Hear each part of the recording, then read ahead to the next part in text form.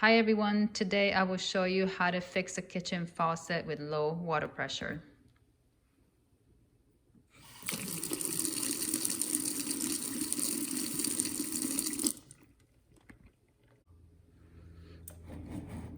All you have to do is unscrew the head.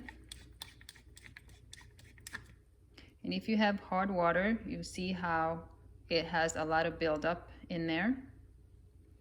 And you just have to clean that.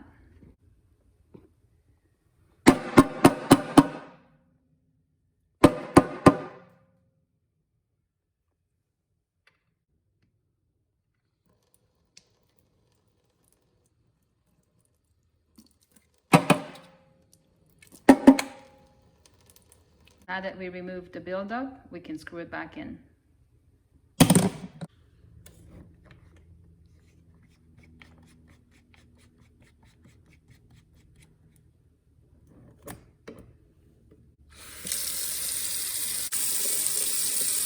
I hope this video helped you. Thanks for watching, and I'll see you next time.